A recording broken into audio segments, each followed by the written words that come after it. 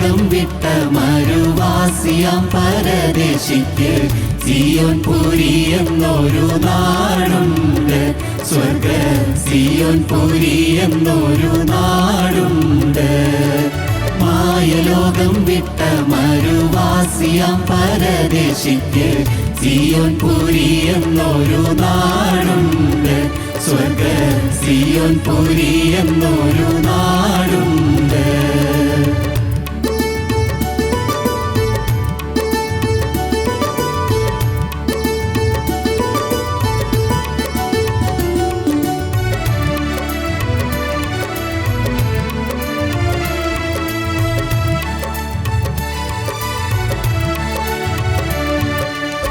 പാലും തേനും ഒഴുകും വാഗ്ദത്ത കാനാൻ നാടേ, മാലിന്യമില്ല നല്ല ഭാഗ്യനാടേ, നല്ല ഭാഗ്യനാടേ.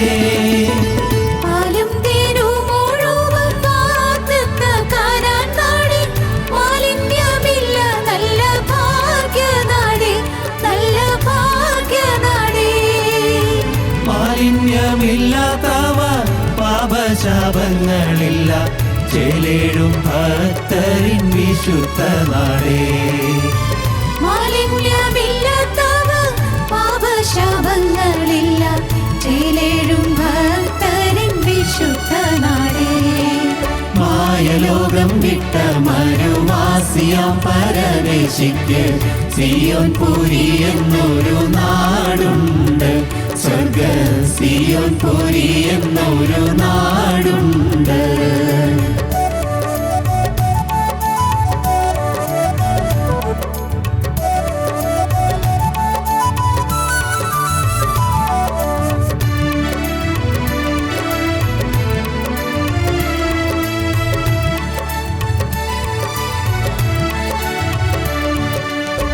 ജീവജല നദിயின் തീരത്ത് ജീവതരു ജീവഫലങ്ങളുമായി നിന്നിടുന്നു, നിന്നിടുന്നു. ജീവജല നദിயின் തീരത്തു ജീവതരു ജീവഫലങ്ങളുമായി നിന്നിടുന്നു, നിന്നിടുന്നു. രാവില്ല വിളക്കിനി ആദിത്യ ശോഭ വേണ്ട, ദേവും വിശുദ്ധ നിത്യരാജാക്കളാ. രാവില്ല വിളക്കിനി ആദിത്യ ശോഭ വേണ്ട, ദേവും വിശുദ്ധ നിത്യരാജാക്കളാ. മായലോകം വിട്ട മരുവാസിയാം പരദേശിക്ക് സിയോൻ പുരി എന്നൊരു നാടുണ്ട്. സ്വർഗ സിയോൻ പുരി എന്നൊരു നാടുണ്ട്.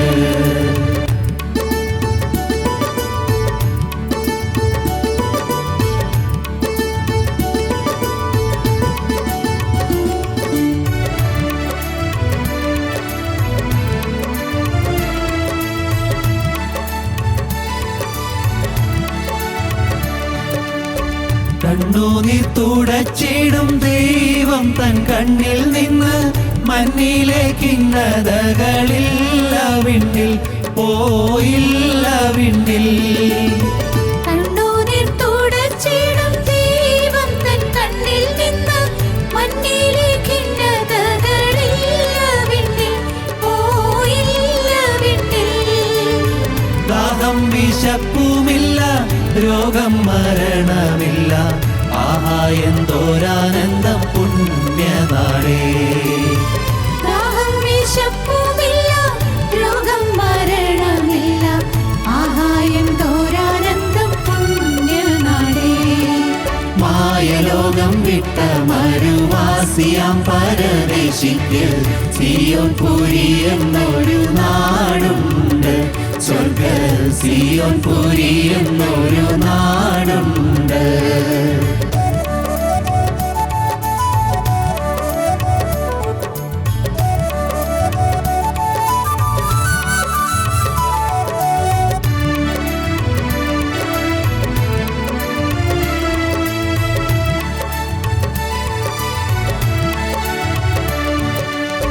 യാത്രയും തീരാറായി, ക്ഷീണവും മാറിടാറായി, മാത്ര നേരമേയുള്ളൂ നാട്ടിൽ ചേരാൻ, ആ നാട്ടിൽ ചേരാൻ.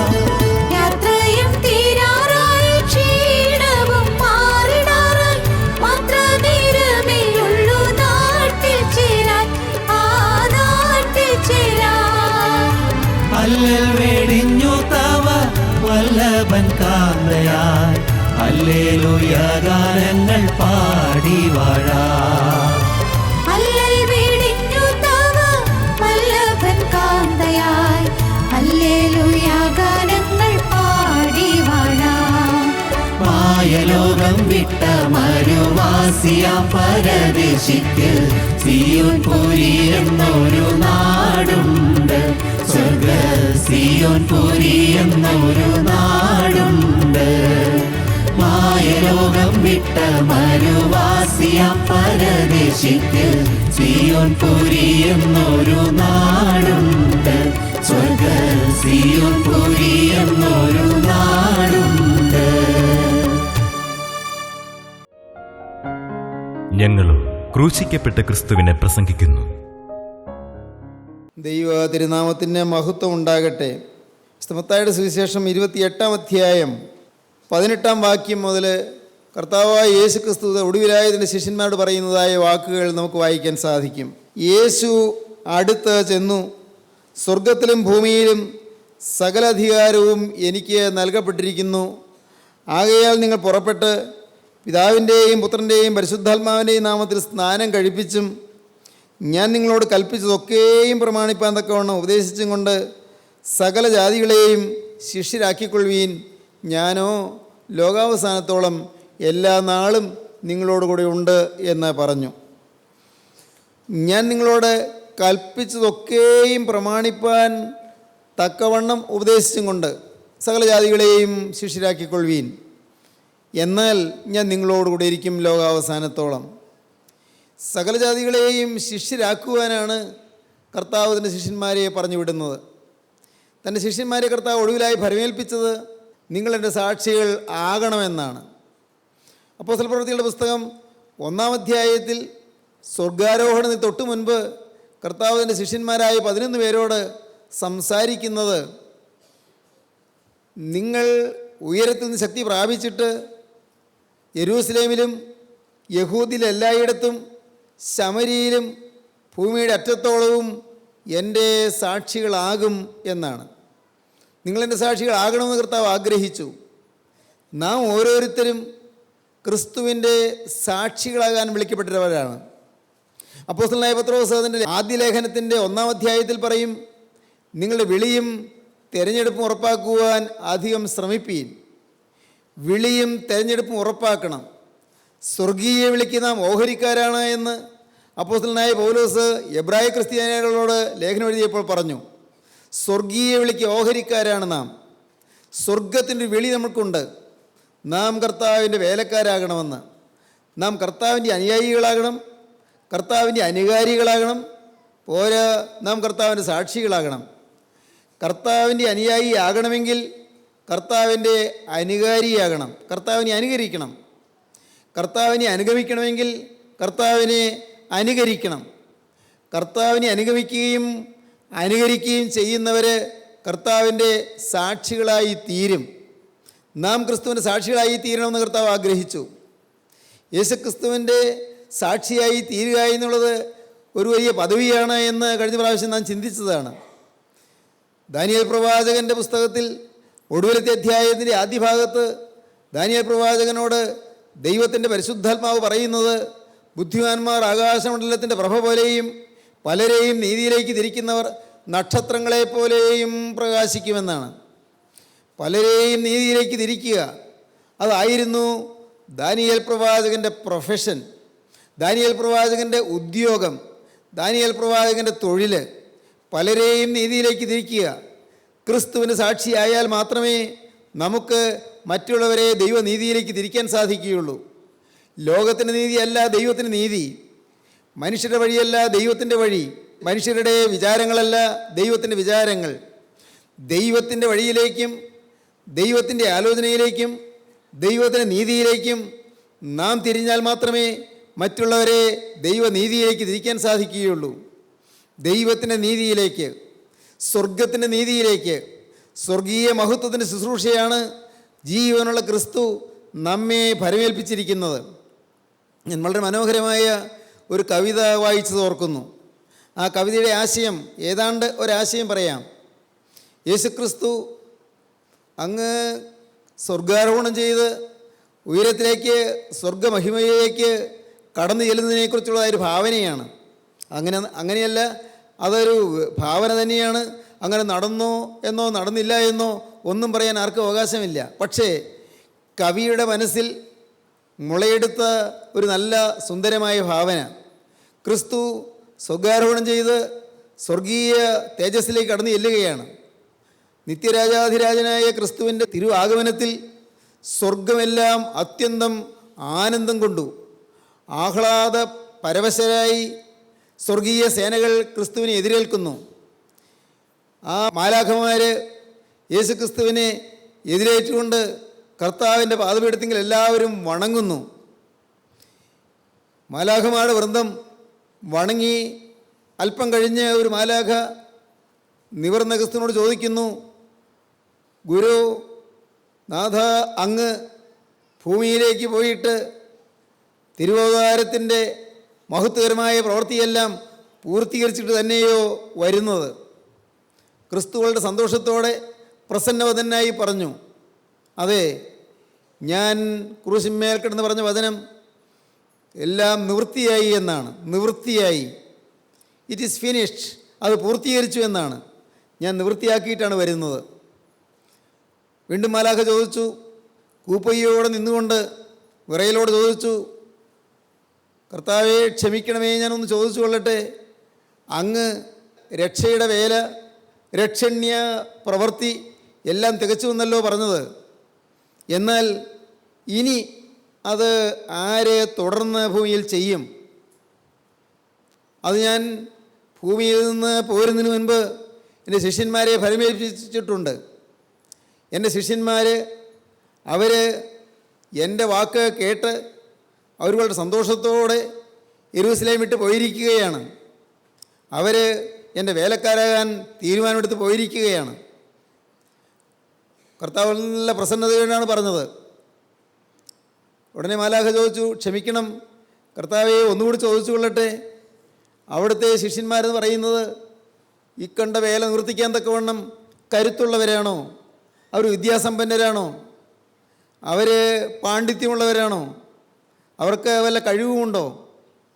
കർത്താവ് പറഞ്ഞു, സന്തോഷത്തോടെ തന്നെ പറഞ്ഞു, നല്ല ധൈര്യത്തോടെ പറഞ്ഞു, എനിക്കറിയാം, ഞാൻ അറിയുന്നുണ്ട്, അവരിൽ ചിലർ മുക്കുവന്മാരായിരുന്നു, ചിലർ ദ്രവ്യാഗ്രഹികളായിരുന്നു, ചുങ്കക്കാരായിരുന്നു, അവരിൽ ചിലർ കോപിഷ്ഠരായിരുന്നു.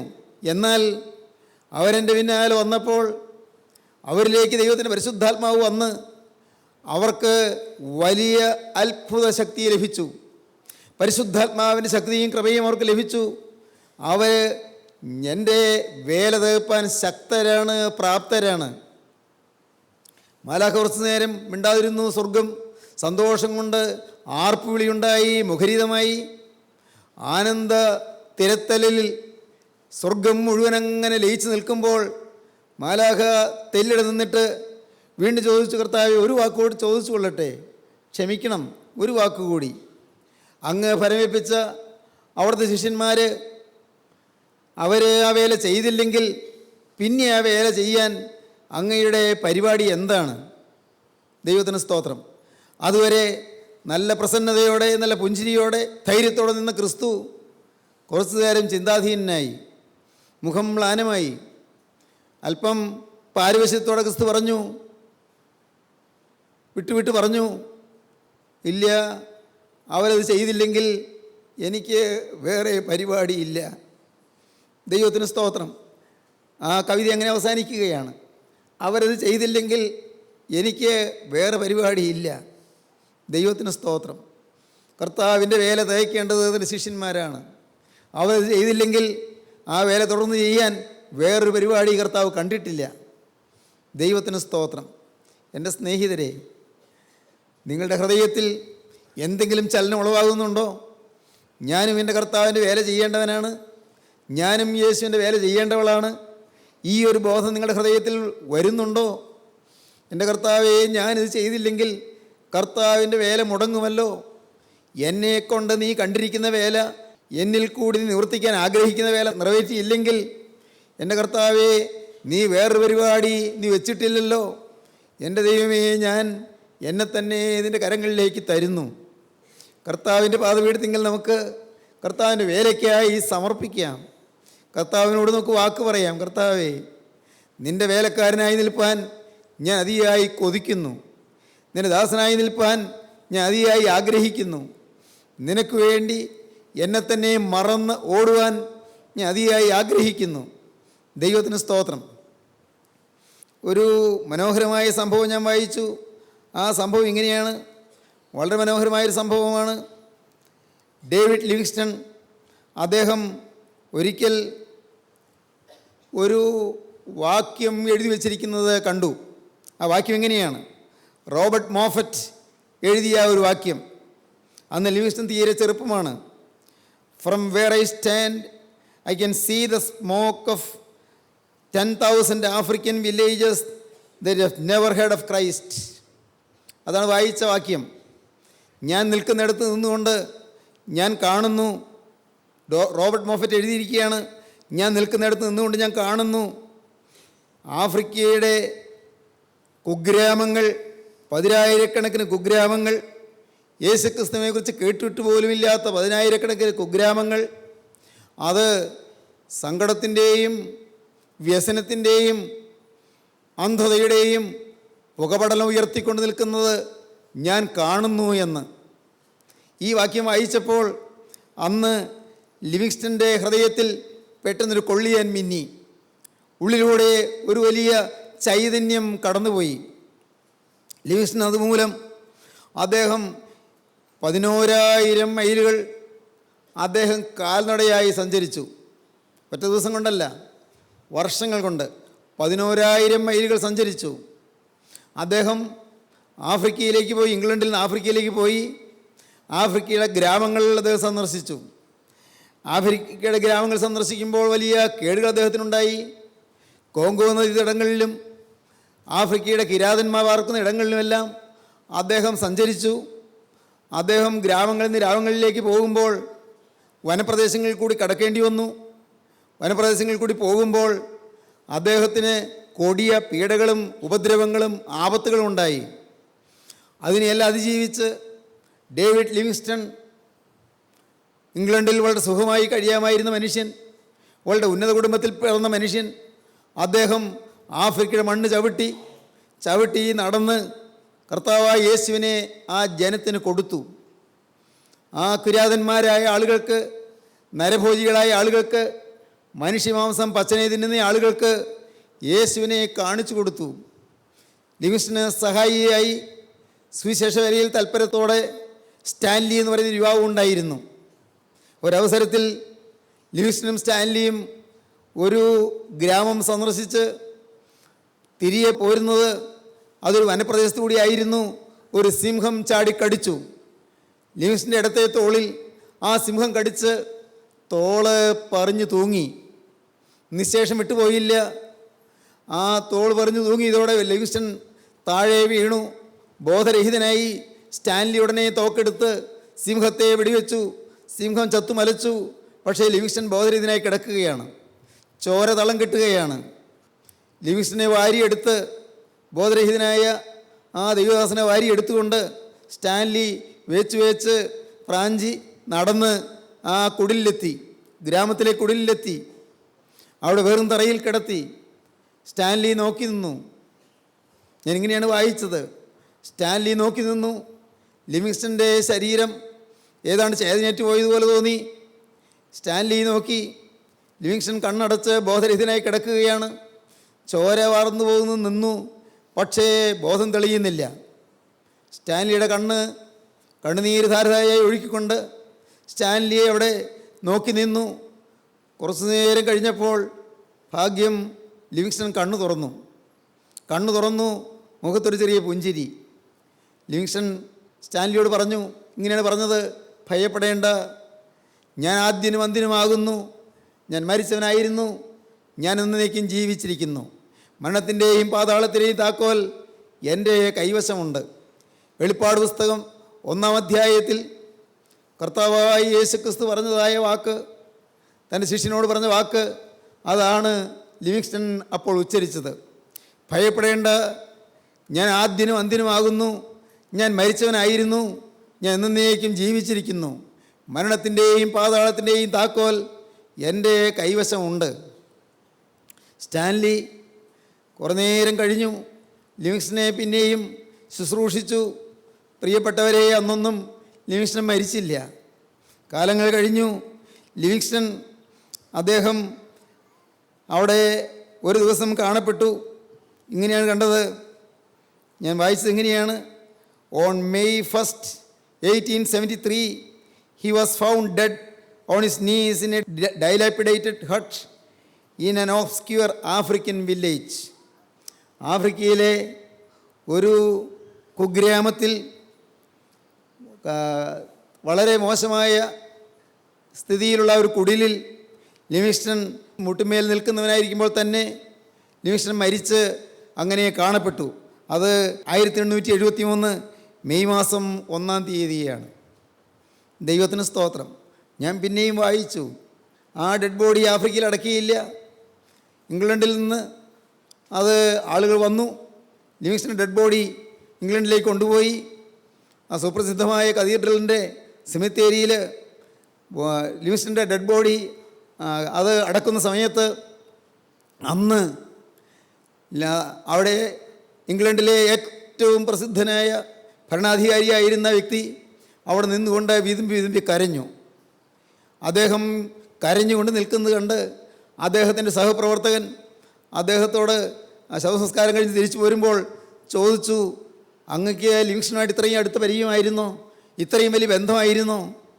ഇത്രയും വലിയ ഇൻറ്റിമസി ആയിരുന്നോ എന്ന് ചോദിച്ചു. ഉടനെ അദ്ദേഹം പറഞ്ഞു, അല്ല, ഞങ്ങൾക്ക് നമ്മളുടെ ഇൻറ്റിമസി അല്ല കാരണം. ഞാൻ ഈ രാജ്യത്തെ ഭരണാധികാരിയാണ്, സൂര്യനസ്തമിക്കാത്ത ബ്രിട്ടീഷ് സാമ്രാജ്യത്തിൻ്റെ ഭരണാധികാരിയാണ്. എന്നാൽ ഈ ലിവിങ്സ്റ്റൺ ഒന്നുമില്ലാത്തവനെ പോലെ കൊച്ചുകുടിലിൽ ചെറ്റക്കുടിലിൽ പാർത്തുകൊണ്ട് ക്രിസ്തുവിൻ്റെ സുവിശേഷം പ്രസംഗിച്ചു. ഈ ലിവിങ്സ്റ്റണുള്ള ഭാഗ്യം, നിത്യതയിലെ ഭാഗ്യം എനിക്കില്ലല്ലോ എന്നോർത്താണ് ഞാൻ കരഞ്ഞത്. ദൈവത്തിന് സ്തോത്രം. ദൈവത്തിൻ്റെ വേലക്കാർക്ക് പദവിയുണ്ട്. ദൈവത്തിൻ്റെ വേലക്കാർക്ക് വലിയ ഭാഗ്യപദവിയുണ്ട്. ദൈവത്തിൻ്റെ വേലക്കാർക്ക് ദൈവത്തിൻ്റെ അനുഗ്രഹങ്ങളുണ്ട്. പ്രിയപ്പെട്ടവരെ, നിങ്ങൾ ഓരോരുത്തരും ഇത് കേട്ടുകൊണ്ടിരിക്കുമ്പോൾ തന്നെ നിങ്ങൾക്ക് ദൈവത്തോട് വാക്ക് പറയാം, കർത്താവേ, എൻ്റെ ഈ ജീവിതം എത്രയോ നിസ്സാരം, എത്രയോ ചെറിയൊരു കാലമാണ് ഞാനിവിടെ കഴിക്കുന്നത്. എൻ്റെ ദൈവമേ, എൻ്റെ ഈ ആയുഷ്കാലത്ത് നിലനിൽക്കുന്ന സ്വർഗീയ മഹത്വത്തിന് വേണ്ടി സ്വർഗത്തിലേക്കുള്ള സമ്പാദ്യം എനിക്കിവിടെ വെച്ച് നേടണം. സ്വർഗത്തിലേക്കുള്ള മുതൽക്കൂട്ടായി എനിക്ക് ഈ ലോക ജീവിതം നയിക്കണം. കർത്താവെ, നേടേണ്ടത് സ്വർഗരാജ്യമാണ്, നേടേണ്ടത് സ്വർഗത്തിൻ്റെ അധിപതിയായ ക്രിസ്തുവാണ്. കർത്താവെ, നിന്നെ എനിക്ക് വേണം. നിന്നെ എൻ്റെ ഹൃദയത്തിൻ്റെ നാഥനായിട്ട് എനിക്ക് വേണം. നിനക്ക് വേണ്ടി എല്ലാമാകാൻ ഞാൻ തയ്യാറാണ്. നിങ്ങൾക്ക് പറയാം, അപ്പോസ്തലനായ പൗലോസ് പറഞ്ഞു, ഞാൻ അതിസന്തോഷത്തോടെ നിങ്ങളുടെ ജീവന് വേണ്ടി ചെലവിടുകയും ചെലവായി പോവുകയും ചെയ്യുമെന്ന്. നിങ്ങൾക്ക് ദൈവത്തോട് പറയാം, ദൈവത്തിൻ്റെ വേലയ്ക്ക് വേണ്ടിയും ക്രിസ്തുവിൻ്റെ മഹത്വത്തിന് വേണ്ടിയും ക്രിസ്തുവിൻ്റെ തിരുരാജ്യത്തിൻ്റെ പ്രചരണത്തിന് വേണ്ടിയും നമുക്ക് പ്രവർത്തിക്കാൻ സാധിക്കുമെങ്കിൽ നമ്മുടെ ജീവിതം ധന്യമായിരിക്കും. ഏറ്റവും വലിയ സമ്പത്ത്, ഏറ്റവും വലിയ സ്വത്ത് അതാണ്. കർത്താവിന് വേണ്ടി എന്തെങ്കിലും ചെയ്യുക, കർത്താവിന് വേണ്ടി അവൻ്റെ വേലക്കാരനായി നിൽക്കുക, കർത്താവിൻ്റെ വേലക്കാരിയായി നിൽക്കുക, കർത്താവിൻ്റെ മുന്തിരിത്തോപ്പിൽ പ്രവർത്തിക്കുന്നതിനായി നിൽക്കുക. ബുദ്ധിമാന്മാർ ആകാശമണ്ഡലത്തിൻ്റെ പ്രഭ പോലെയും പലരെയും നീതിയിലേക്ക് തിരിക്കുന്നവർ നക്ഷത്രങ്ങളെപ്പോലെയും എന്നേക്ക് പ്രകാശിക്കും. കർത്താവ് നമുക്ക് വേണ്ടി തന്നെ തന്നു, മുഴുവൻ നമുക്ക് വേണ്ടി തന്നു. തൻ്റെ ആയുസ് നമുക്ക് വേണ്ടി തന്നു, തൻ്റെ ദിവ്യജീവൻ നമുക്ക് വേണ്ടി തന്നു, തൻ്റെ ഭൗതികമായ ആയുസ് നമുക്ക് വേണ്ടി തന്നു, തൻ്റെ വിലയേറിയ രക്തം നമുക്ക് വേണ്ടി തന്നു, എല്ലാം നമുക്ക് വേണ്ടി തന്നു. ഈ യേശു നമുക്കിനി എന്താണ് തരാതിരിക്കുക? എല്ലാം തന്നിരിക്കുന്നു. അപ്പോസ്തലനായ പൗലോസ് റോമർക്കെഴുതിയ ലേഖനത്തിൻ്റെ ഒടുവിലത്തെ ഭാഗത്ത് പറഞ്ഞു, റോമർക്കെഴുതിയ ലേഖനം 8-ാം അധ്യായത്തിൻ്റെ ഒടുവിലത്തെ ഖണ്ഡിക ഇങ്ങനെയാണ് തുടങ്ങുന്നത്: ആകയാൽ ദൈവം നമുക്ക് അനുകൂലമെങ്കിൽ നമുക്ക് പ്രതികൂലമാര് സ്വന്തം പുത്രനെ ആദരിക്കാതെ നമുക്ക് എല്ലാവർക്കും വേണ്ടി ഏൽപ്പിച്ചു തന്നവൻ അവനോടുകൂടെ സകലവും നമുക്ക് നൽകാതിരിക്കുമോ? സ്തോത്രം. സ്വന്തം പുത്രനെ ആദരിക്കാതെ നമുക്ക് എല്ലാവർക്കും വേണ്ടി ഏൽപ്പിച്ചു തന്നവൻ അവനോടുകൂടെ സകലവും നമുക്ക് നൽകാതിരിക്കുമോ? ദൈവം തിരഞ്ഞെടുത്തവരെ ആര് കുറ്റം ചുമത്തും? നീതീകരിക്കുന്നവൻ ദൈവം, ശിക്ഷ വിധിക്കുന്നവൻ ആര്? ക്രിസ്തു യേശു മരിച്ചവൻ, മരിച്ചിട്ട് ഉയർത്തെഴുന്നേറ്റവൻ തന്നെ. അവൻ ദൈവസിംഹാസനത്തിൻ്റെ വലത്തുഭാഗത്തിരിക്കുകയും നമുക്ക് വേണ്ടി പക്ഷവാതം കഴിക്കുകയും ചെയ്യുന്നു. ക്രിസ്തുവിൻ്റെ സ്നേഹത്തിൽ നിന്ന് നമ്മെ വേർപിരിക്കുന്നത് ആര്? കഷ്ടതയോ സങ്കടമോ ഉപദ്രവമോ പട്ടിണിയോ നഗ്നതയോ ആപത്തോ വാളോ ഇന്നിന്റെ നിമിത്തം ഞങ്ങൾ ഇടപെടാതെ കൊല്ലുന്നു, അറുപ്പാനുള്ള ആടുകളെ പോലെ ഞങ്ങൾ എണ്ണുന്നെന്ന് എഴുതിയിരിക്കുന്നുവല്ലോ. നാമോ നമ്മെ സ്നേഹിച്ച മുഖാന്തരം ഇതിലൊക്കെയും പൂർണ്ണ ജയം പ്രാപിക്കുന്നു. മരണത്തിനോ ജീവനോ ദൂതന്മാർക്കോ വാഴ്ചകൾക്കോ അധികാരങ്ങൾക്കോ ഇപ്പോൾ ഉള്ളതിനോ വരുവാനുള്ളതിനോ ഉയരത്തിനോ ആഴത്തിനോ മറ്റ് യാതൊരു സൃഷ്ടിക്കോ കർത്താവായ യേശു ക്രിസ്തുവിലുള്ള ദൈവസ്നേഹത്തിൽ നിന്ന് നമ്മെ വേർതിരിപ്പാൻ കഴിയുകയില്ല എന്ന് ഞാൻ ഉറച്ചിരിക്കുന്നു. ഗോകുൽത്തായിൽ വെളിപ്പെട്ട സ്നേഹത്തിൽ നിന്ന് എന്നെ ഒരു ശക്തിക്കും ഏർപ്പെടുത്താൻ കഴിയുകയില്ലെന്ന് അപ്പോസ്തലൻ ഉറച്ചു. വിശുദ്ധന്മാർ അങ്ങനെ ഉറച്ചവരാണ്, ക്രിസ്തീയ വിശുദ്ധന്മാർ. പ്രിയപ്പെട്ടവരെ, ഇന്ന് നിങ്ങൾക്ക് അങ്ങനെ ഒരു തീരുമാനമെടുക്കാൻ പറ്റുമോ? യേശുക്രിസ്തുവിനോടുള്ള സ്നേഹത്തിൽ നിന്ന്, ക്രൂസിലെ സ്നേഹത്തിൽ നിന്ന്, ആ ത്യാഗോജ്വലമായ സ്നേഹത്തിൽ നിന്ന്, എൻ്റെ കർത്താവേ നിൻ്റെ തിരുരക്തത്തിൻ്റെ അത്ഭുത കൃപയിൽ നിന്ന് എന്നെ വേർപെടുത്താൻ ഒരു ശക്തിക്കും സാധ്യമല്ല. എന്തെല്ലാം എതിർപ്പുകൾ വന്നാലും, ഏതെല്ലാം അധിക്ഷേപങ്ങൾ വന്നാലും, ഏതെല്ലാം തെറ്റിദ്ധാരണകൾ എനിക്കെതിരെ വന്നാലും, ഏതെല്ലാം മിഥ്യ അപവാദങ്ങൾ ഞങ്ങൾ കേൾക്കേണ്ടി വന്നാലും, എൻ്റെ കർത്താവേ ആരെല്ലാം എന്നെ പരിഹസിച്ചാലും കളിയാക്കിയാലും, എന്തെല്ലാം നഷ്ടങ്ങൾ വന്നാലും കഷ്ടങ്ങൾ വന്നാലും, എൻ്റെ നാഥ ഞാൻ നിൻ്റെ വേലക്കാരനായിരിക്കും, ഞാൻ അവസാനത്തോളം നിൻ്റെ ശുശ്രൂഷകനായിരിക്കും, ഞാൻ നിൻ്റെ പാദസേവ ചെയ്യുന്ന നിൻ്റെ അടിമയായിരിക്കും. നിങ്ങൾക്ക് തീരുമാനിക്കാമോ? എങ്കിൽ പ്രിയപ്പെട്ടവരെ, സ്വർഗം നിങ്ങൾക്ക് ലഭിക്കുകയാണ്. സ്വർഗം നിങ്ങളുടെ കയ്യിലേക്ക് വരികയാണ്. സ്വർഗം നിങ്ങളുടെ ജീവിതത്തിലേക്ക് എഴുന്നള്ളി വരികയാണ്. അതിപ്പോൾ തന്നെ നിങ്ങൾക്ക് അനുഭവിക്കാം. സ്വർഗം നിങ്ങളുടെ അരികത്തേക്ക് വരുന്നത്, നിങ്ങൾ സ്വർഗത്തിൻ്റെ ശക്തി കൊണ്ടും സന്തോഷം കൊണ്ടും നിറയുന്നത്, സ്വർഗത്തിൻ്റെ കൃപാദാനങ്ങൾ കൊണ്ട് നിങ്ങൾ അനുഗ്രഹീതരായി തീരുന്നത് ഇപ്പോൾ നിങ്ങൾക്ക് അനുഭവിക്കാം. ക്രിസ്തു നിങ്ങളെ തലോടട്ടെ, ക്രിസ്തു നിങ്ങളെ തഴുകട്ടെ, ക്രിസ്തു നിങ്ങളെ അനുഗ്രഹിക്കട്ടെ, ക്രിസ്തു നിങ്ങളുടെ പാപക്കറകൾ കഴുകട്ടെ, ക്രിസ്തുവിൻ്റെ തിരുരക്തം നിങ്ങളുടെ ശാപങ്ങൾ മാറ്റട്ടെ, ക്രിസ്തുവിൻ്റെ ക്രൂസിലെ തിരുബലി നിങ്ങൾക്ക് സ്വർഗീയ ഉദ്യാനത്തിലേക്കുള്ള പ്രവേശനത്തിൻ്റെ കവാടമായി മാറട്ടെ, ക്രിസ്തു നിങ്ങളെ അനുഗ്രഹിക്കട്ടെ, ക്രിസ്തുവിൻ്റെ കൃപ നിങ്ങളുടെ മേൽ ഈ പെരുകെ ചൊരിയട്ടെ, യേശു ക്രിസ്തു നിങ്ങളെ അനുഗ്രഹിച്ച് കൃപയുടെ മഹത്വത്തിലേക്ക് നിങ്ങൾ കൈക്കൊള്ളട്ടെ, യേശുവിൻ്റെ രണ്ടാമത്തെ വരവിന് വേണ്ടി നിങ്ങൾ ഒരുക്കട്ടെ. നമുക്ക് പ്രാർത്ഥിക്കാം.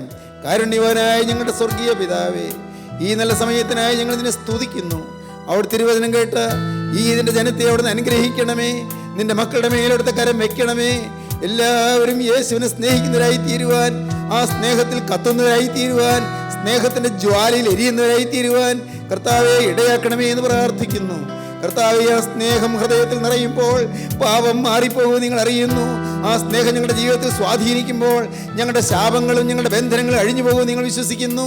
കർത്താവെ, നിന്റെ മക്കളെ അനുഗ്രഹിച്ച് ഇപ്പോൾ സമാധാനത്തോടെ ശാന്തിയോടെ എഴുന്നേൽപ്പിക്കണമേ. തിരുനാമം മഹത്വപ്പെടുത്തണമേ. യേശുക്രിസ്തുവിന്റെ പരിശുദ്ധമായ നാമത്തിൽ തന്നെ. ആമീൻ. ഹല്ലേലൂയ.